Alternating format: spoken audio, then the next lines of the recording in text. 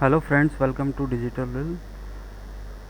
Friends, जैसा कि आप थंबनेल पे देख चुके हैं, आज हम जिस टॉपिक के ऊपर बात करने वाले हैं वो बात करने वाले हैं कि कैसे अगर आप एक ओआरएम मैनेज करते हैं अपनी कंपनी में, या फिर आप किसी भी तरीके से किसी डिजिटल मार्केटिंग एजेंसी के साथ जुड़े हुए हैं जिससे आप अपनी कंपनी का ओआरएम करवा रहे हैं, रेटिंग्स रिव्यू डलवा रहे हैं, तो आपको किन चीज़ों का ध्यान रखना चाहिए।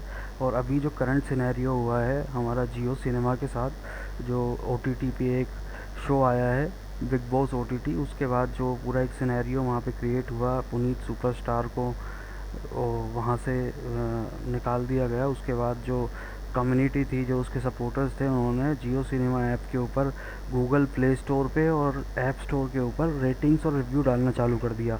तो उस चीज़ का फ़ायदा किसको मिला, किसको उसका नुकसान हुआ, उन सब चीज़ों के बारे में बात हम आज करेंगे। और डिजिटल मार्केटिंग कैसे वर्क करती है और किन किन चीज़ों का ध्यान आपको रखना चाहिए, उसके बारे में हम लोग आज बात करने वाले हैं। अगर आप किसी भी तरीके का जो हमारा बिग बॉस ओटीटी है उसका कोई रिव्यू देखना चाहते हैं, या फिर आप उससे रिलेटेड कोई वीडियो सर्च कर रहे हैं, तो ये वीडियो आपके लिए नहीं है। हम यहाँ पे सिर्फ और सिर्फ इसी चीज़ से रिलेटेड बात करने वाले हैं कि जो ओआरएम है वो कैसे वर्क करता है और उसके क्या कॉन्सिक्वेंसेस हो सकते हैं, और किस किस तरीके से आप गलत चीज़ों से बच के सही तरीके से और एक ओआरएम को कैसे मैनेज कर सकते हैं अपनी कंपनी के लिए या फिर अपने प्रोडक्ट के लिए।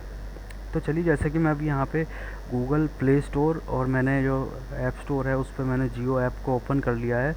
तो अभी हम अगर लास्ट मंथ की बात करें, जब हमारा ये जो बिग बॉस का शो है ये नहीं आया था, उससे पहले जो हमारे जियो सिनेमा की जो रेटिंग्स थी, मैं अगर स्क्रीनशॉट होगा तो वो भी डाल दूँगा, तो यहाँ पे 4.2 स्टार रेटिंग्स थी। और जो इसके जो टोटल हमारे रिव्यूज़ थे वो बहुत कम थे। अभी इसके अंदर बहुत ज़्यादा रिव्यूज़ यहाँ पे दिखा रहा है, 19.3 लाख रिव्यूज़ और अभी यहाँ पे लिस्टेड हैं। उस टाइम पे बहुत कम थे और जो इसकी रेटिंग थी वो 4.2 स्टार थी। एग्जैक्ट नंबर जो होगा उसका स्क्रीनशॉट में डाल दूँगा। और जो अगर हम बात करें ऐप स्टोर की, तो ऐप स्टोर के ऊपर भी ये 4.2 4.3 स्टार के आसपास इसकी रेटिंग चल रही थी।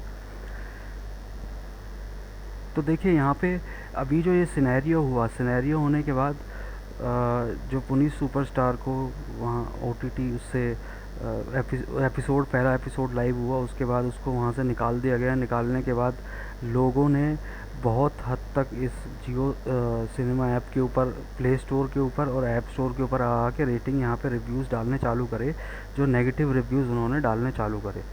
अब देखिए, अगर मैं ऐप स्टोर की बात करूं तो ऐप स्टोर के ऊपर जो हमारा जियो सिनेमा का जो ऐप है वो यहाँ पे आपको दिख रहा होगा सामने, और इसमें यहाँ पे आपको दिख रहा होगा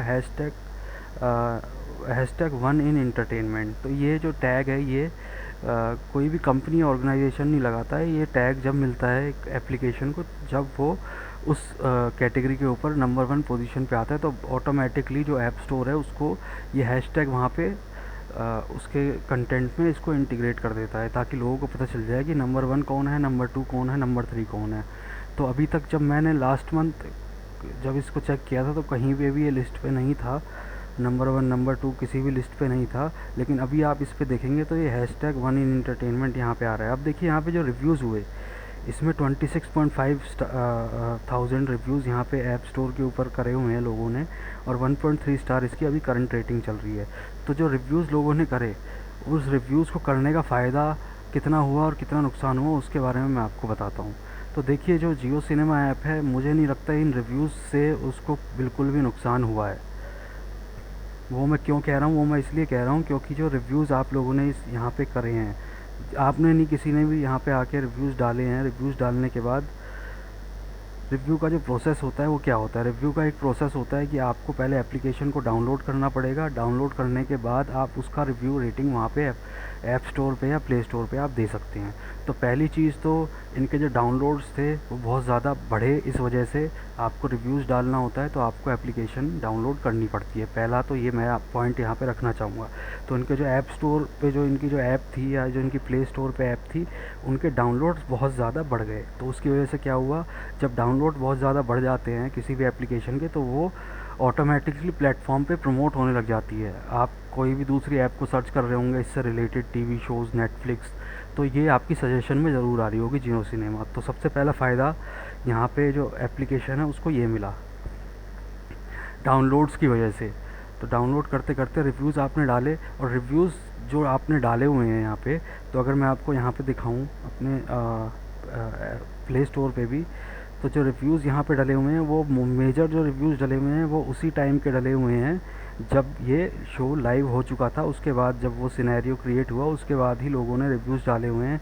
जैसे कि आप फर्स्ट रिव्यू देखेंगे 27 जून, 26 जून, 27 जून। अगर मैं और भी यहाँ पे ओपन करके आपको दिखाऊं तो आप भी जाके चेक कर सकते हैं, सारे रिव्यूज़ उसी टाइम पे डले हुए हैं। तो ये अब मैं आपको एक थोड़ा सा ना साइकोलॉजी यहाँ पे बताता हूँ, जो ह्यूमन साइकोलॉजी कैसे काम करती है रिव्यूज़ को लेके। देखिए यहाँ पे अगर कोई भी एप्लीकेशन को डाउनलोड करेगा, वो कोई रोबोट तो है नहीं, हमारे जैसे विजिटर्स ह्यूमंस ही आते हैं और वही डाउनलोड करते हैं, तो वो इसको नकार देंगे, वो रिव्यूज़ देखेंगे ही नहीं। क्यों? क्योंकि सबको पता है कि जो ये रिव्यूज़ डाले गए हैं वो एक टाइम पीरियड में डाले गए हैं और एक पर्सनल ग्रज को निकालने के लिए वो रिव्यूज़ यहाँ पे डाले गए हैं। उसका जो उसकी एक वैल्यू कम हो जाती है रिव्यूज़ की यहाँ पे। तो अगर मैं भी पर्सनली इस वेबसाइट के ऊपर या इस ऐप स्टोर के ऊपर, इस एप्लीकेशन के ऊपर आऊँगा, तो मैं उन रिव्यूज़ को ना देख के मैं वो रिव्यूज़ देखने की ज़्यादा कोशिश करूँगा जिन रिव्यूज़ को इस टाइम पीरियड से पहले डाला गया है। तो पहली चीज़। दूसरी चीज़ तो ये हो गई हमारी। पहली चीज़ क्या हो गई, इनके डाउनलोड्स बढ़े,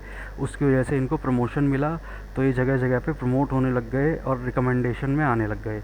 दूसरी चीज़, अगर कोई विजिटर आएगा यहाँ पे, तो अभी सबको पता है कि ये रिव्यूज़ कैसे डले हैं, क्या डले हैं। तमाम वीडियोस यूट्यूब के ऊपर डली हुई हैं कि जियो सिनेमा जो ऐप है उसकी जो रेटिंग है वो 4.2 स्टार से 1.1 स्टार, 1.2 स्टार, 1.3 स्टार रेटिंग उसकी हो चुकी है।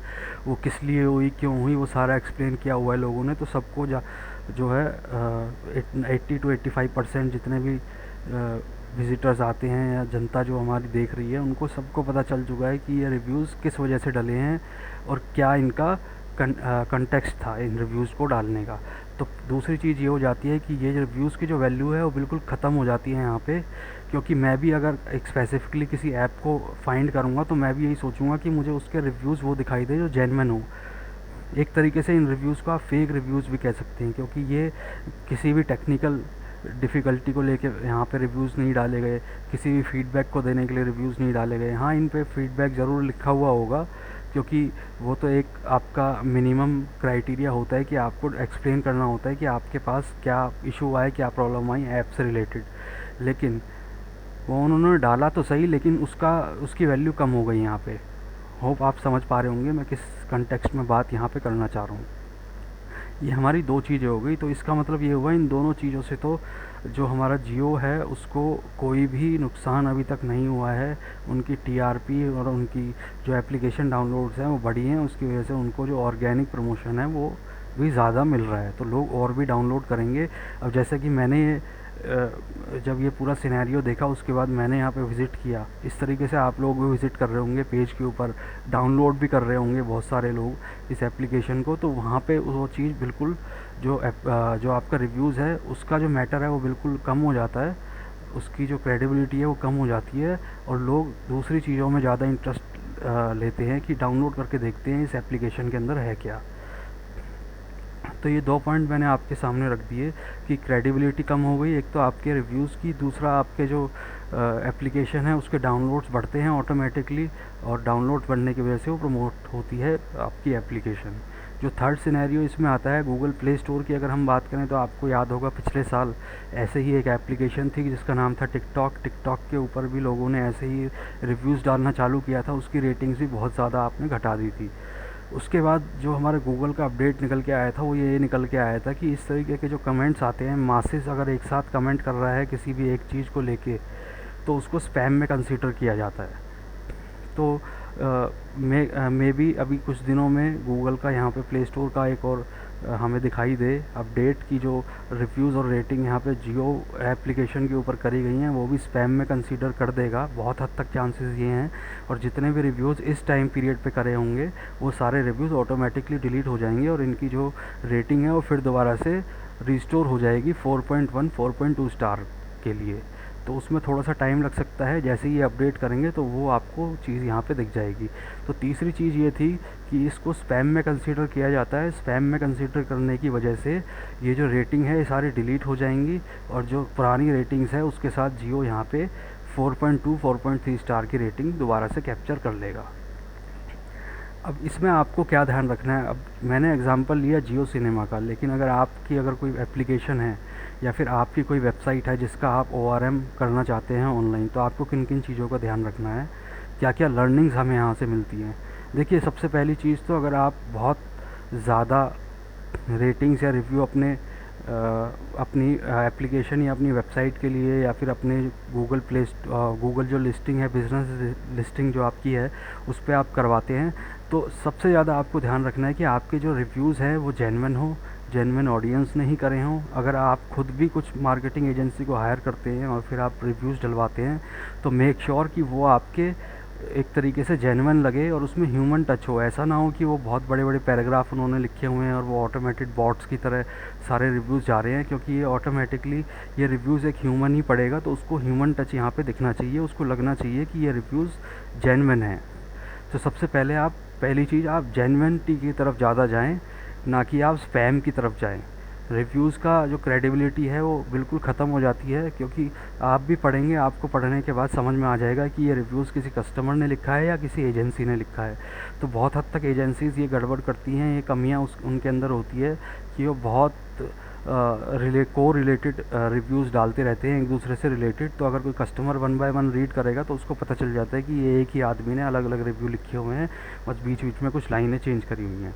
तो पहली चीज़ तो ये कि आप जेन्युइनिटी की तरफ जाएँ, जेन्युइन रिव्यूज़ डलवाएँ अगर आपको ORM अच्छा रखना है अपनी वेबसाइट का या अपनी एप्लीकेशन का।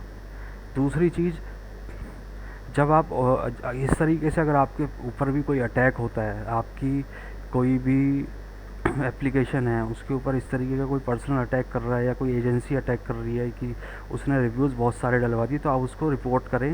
रिपोर्ट करके आप बताएं गूगल प्ले स्टोर में कि हमारी जो वेबसाइट है, हमारी जो एप्लीकेशन है, उसके ऊपर एक तरीके से अटैक हुआ है और बहुत सारे फेक रिव्यूज़ वहाँ पे डलवाए जा रहे हैं। तो आप उनको वेरीफाई करें और जो नॉन जेन्युइन रिव्यूज़ हैं उनको आप डिलीट करें।